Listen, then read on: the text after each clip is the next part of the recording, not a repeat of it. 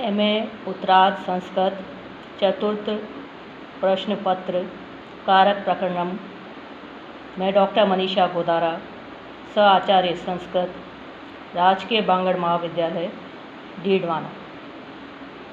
द्वितीया विभक्ति अनभिहिते इति अधिकृत्य द्वितीया।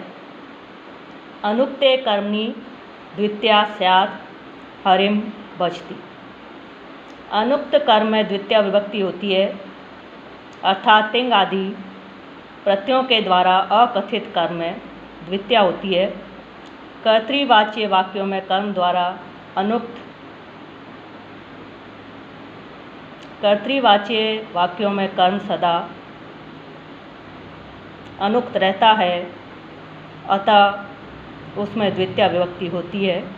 हरिम भजती, इस वाक्य में भजन क्रिया द्वारा कर्ता भक्त को इष्टतम कारक है हरिम, अतः इसकी कर्म संज्ञा होकर प्रस्तुत सूत्र से उसमें द्वितीया विभक्ति हुई है और उक्त कर्ता में प्रातिपदिक इत्यादि नियम से प्रथमा ही होगी। प्राय तिंग कृत तदित और समास से कर्म आदि कारक उक्त होते हैं। हरि सेव्यते, यहाँ कर्म वाच्य में तिंग से कर्म के उक्त हो जाने से हरि में प्रथमा विभक्ति है। लक्ष्म्या सेवित, यहाँ कर्म वाच्य में सेव धातु से कतः प्रत्यय के द्वारा कर्म के उक्त होने से हरि में प्रथमा विभक्ति है। शतेन कृत सत्य, इसमें कृत अर्थक तदित यत प्रत्यय द्वारा कर्म के उक्त हो जाने से प्रथमा विभक्ति है। प्राप्त आनंदम यम स प्राप्तानंद, इस उदाहरण में प्राप्त और आनंद पदों में द्वितीयार्थ में बहुब्रीहि समास है, अतः यहाँ अन्य पदार्थ जन मनुष्य आदि कर्म के समास द्वारा उक्त हो जाने से प्राप्तानंद इस समासांत पद में प्रथमा विभक्ति हुई है।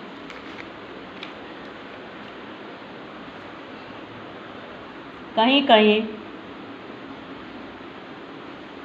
निपात च व आदि की निपात संज्ञा है के द्वारा भी कर्म के उक्त हो जाने से उसके योग में प्रथमा विभक्ति होती है।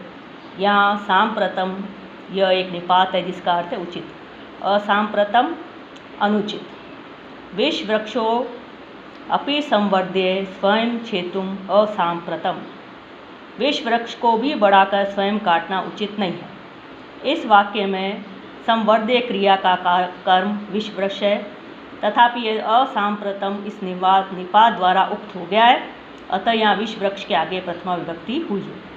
तथा युक्तम चानिप्सितम, उन पदार्थों की जो कर्ता द्वारा अनिप्सित न चाहे गए होकर कर्ता के इष्टतम पदार्थ की तरह ही क्रिया से जुड़े रहते हैं, कर्म संज्ञा होती है। ग्रामं गच्छन् तृणं स्पृशति, गांव को जाता हुआ तिनके को स्पर्श करता है। इस वाक्य में तृण अनिप्सित है, तथापि वह स्पर्श क्रिया से इसी भांति जुड़ा हुआ है जिस भांति कर्ता का इष्टतम पदार्थ ग्राम, अतएव उसकी भी ग्राम के समान ही कर्म संज्ञा उक्त सूत्र के द्वारा होती है और उक्त सूत्र से दोनों की कर्म संज्ञा होती है। इस प्रकार कर्मणि द्वितीया सूत्र से दोनों में द्वितीया विभक्ति होती है। ओदनम भुंजानो विषम भुक्ते, चावल खाता हुआ विष खाता है। इस वाक्य में भोजन क्रिया द्वारा कर्ता का इष्टतम पदार्थ ओदन है, पर ओदन के साथ ही समान ही विष भी कर्ता द्वारा अनिप्सित होता हुआ भी भोजन क्रिया के द्वारा संबद्ध है, अतः ओदन के समान ही विष शब्द की भी कर्म संज्ञा होती है। अतः दोनों में कर्मणि द्वितीया सूत्र से द्वितीया विभक्ति हुई है।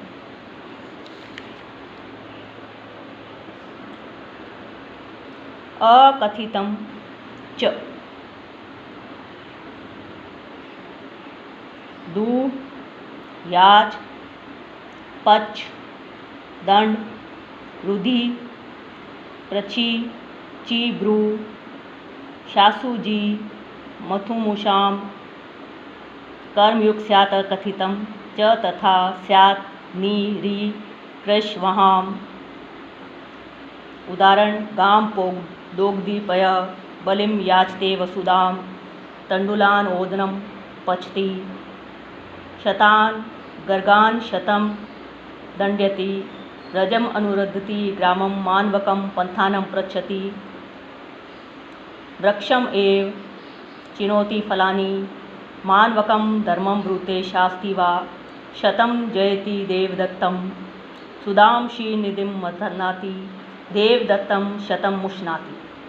अपादान आदि के द्वारा अविवक्षित जो कहने के लिए इष्ट न हो कारक अकथित कहलाता है और उसकी भी कर्म संज्ञा होती है, पर यह नियम उपयुक्त कारिका में परिगणित धातुओं के लिए ही है, अर्थात दू दूना, याच याचना करना, पच पकाना,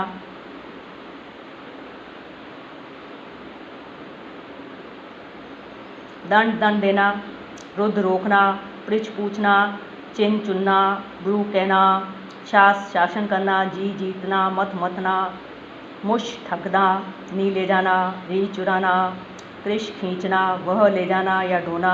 इस प्रकार दू आदि 12 और नी आदि 4 इन 16 धातुओं के कर्म से जिन पदार्थों का संबंध होता है वह अकथित अर्थात अविवक्षित है कहा जाता है, और यह अकथित पदार्थ इन धातुओं के मुख्य कर्म से संबद्ध होने के कारण गौण कर्म कहा जाता है। अतः प्रधान कर्म की कर्तु स्थिततम कर्म से कर्म संज्ञा तथा गौण कर्म की अकथितम च सूत्र से कर्म संज्ञा होती है, और दोनों ही में कर्मणि द्वितीय सूत्र से द्वितीय विभक्ति होती है। जैसे गाम दोग्धी पय, गाय से दूध दूता है। इस वाक्य में यद्यपि गाय सामान्य नियम के अनुसार अपादान कारक है तथापि वह वक्ता द्वारा अविवक्षित है तथा गाय यहाँ अवधिभूत अपादान में नहीं अपितु निमित्त रूप में विवक्षित है। अतः अकथितम च इस सूत्र के नियम के अनुसार गाय की कर्म संज्ञा होकर उसमें द्वितीय विभक्ति होती है। यदि अपादान की विवक्षा होगी तो पंचमी विभक्ति होकर गो दोग्धी पय ऐसा प्रयोग होगा। इसी प्रकार अन्य उदाहरणों में गौण कर्म में द्वितीय विभक्ति का प्रयोग है। बलिम याते वसुदाम या बलि शब्द से, यहाँ बलि शब्द में अपादान की अविवक्षा कर गौण कर्म में द्वितीय विभक्ति हुई है। तंडुलान ओदनम पचती, तंडुल शब्द में करण कारक की अविवक्षा कर उसे गौण कर्म मानकर तंडुलान में द्वितीय विभक्ति हुई है। गर्गान शतम दंड्यति, यहाँ गर्ग शब्द में अपादान की अविवक्षा कर द्वितीय विभक्ति हुई है। रजम एव रुंदी गाम, यहाँ अधिकरण की अविवक्षा कर ब्रजम में द्वितीय विभक्ति की गई है। मानवकम पंथानम पचती, बालक से मार्ग पूछता है, इसमें अपादान की अविवक्षा कर मानवकम में द्वितीय विभक्ति हुई है। वृक्षम एव चिनोति फलानी, यहाँ अपादान की अविवक्षा कर वृक्षम में द्वितीय विभक्ति है। मानवकम धर्मम ब्रूते शास्ति वा, मानवकम में द्वितीय विभक्ति है। शतम जयति देवदत्तम, देवदत्तम में द्वितीय विभक्ति हुई अपादान की अविवक्षा करके। सुदाम शीर्निथिम मदनाति, या संप्रदान की अविवक्षा कर सुदाम में द्वितीय विभक्ति हुई है। देवदत्तम शतम मुष्णाति, यहाँ अपादान की अविवक्षा कर देवदत्तम में द्वितीय विभक्ति हुई है। ग्रामम अजाम नयति हरति कष्टि वहति वा, यहाँ अधिकरण की अविवक्षा कर ग्रामम में द्वितीय विभक्ति हुई है। मानवकम धर्मम भाषते अभिधत्ते वक्ति इत्यादि। इस उदाहरण में ब्रू धातु की समानार्थक भास अभिधा आदि के योग में द्वितीय विभक्ति हुई है अपादान की अविवक्षा करके। बलिम याते वसुदाम, अपादान की अविवक्षा कर बलिम में द्वितीय विभक्ति हुई है। अकथितम च सूत्र द्वारा कारक क्रियान्वित पदार्थ की कर्म संज्ञा हो जाती है। अतएव मानवकस्य पितरम पंथानम पृच्छति, इस उदाहरण में मानवक शब्द क्रिया से अन्वित न होने के कारण कारक नहीं है, उसकी कर्म संज्ञा नहीं होगी, अतएव षष्ठी विभक्ति है। वार्तिक अकर्मक धातु भी योगे देश कालो भावो गंतव्यो अथवा च कर्म संज्ञक इति वाच्यम, अर्थात अकर्मक धातुओं के योग में देश काल भाव तथा गंतव्य पथ की भी कर्म संज्ञा होती है। कुरुन स्वपिति, इस वाक्य में स्वपिति इस अकर्मक क्रिया के योग में देशवाचक कुरु शब्द की कर्म संज्ञा होकर द्वितीय विभक्ति हुई है। मासम आस्ते आस्ते इस अकर्मक क्रिया के योग में कालवाचक मास की कर्म संज्ञा हुई है। गोदोहम आस्ते गोदो की अकर्मक क्रिया के योग में कर्म संज्ञा होकर द्वितीय विभक्ति हुई है। क्रोशम आस्ते यहाँ मार्गवाचक क्रोश की कर्म संज्ञा हुई है। गति बुद्धि प्रत्यवसान अर्थ शब्द कर्मा अकर्म का नाम अणि कर्ता स नौ। गति अर्थक गम या इन आदि, बुद्धि अर्थक ज्ञा वेद बुध आदि, प्रत्यवसान अर्थक भक्षणार्थक भक्ष भुज आदि, शब्द कर्मक और अकर्मक धातुएं स्था आस शिंग आदि धातुओं का अनियंत अवस्था में, जबकि इन धातुओं में प्रेरणार्थक निच प्रत्यय न किया गया हो, जो कर्ता हो वह नियंत अवस्था में, जबकि इन धातुओं से निच प्रत्यय करके इन्हें प्रेरणार्थक बना लिया हो, कर्म संज्ञक हो जाता है और फिर उसमें द्वितीय विभक्ति आती है। निम्न तालिका में दोनों ही अवस्थाओं का प्रयोग है।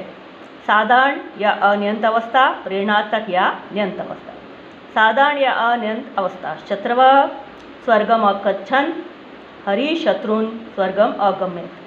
स्वे वेदार्थम अविदु हरि स्वान वेदार्थम अवेद्यत। देवा अमृतम आशनन् हरि देवान अमृतम आश्यत। विधि वेदम अध्येत हरि वेद विधिम अध्याप्यत। पृथ्वी सलिले आस्त हरि पृथ्वीम सलिले आस्यत। सूत्र में परिगणित धातुओं के अतिरिक्त यदि अन्य कोई धातु होगी तो उसका साधारण अवस्था का कर्ता नियंत अवस्था में कर्म न होगा, प्रत्युत उसमें साधारण नियम के अनुसार तृतीय विभक्ति ही होगी। यथा देवदत्त ओदनम पचती तम यज्ञदत्त प्रेरयति इति यज्ञदत्त देवदत्तेन ओदनम पाच्यति। इसी प्रकार गत्यादि अर्थक धातुओं में भी वही कर्ता अनियंत अवस्था में कर्म संज्ञक हो जाएगा, जो अनियंत अवस्था में इस धातु का कर्ता रह चुका होगा।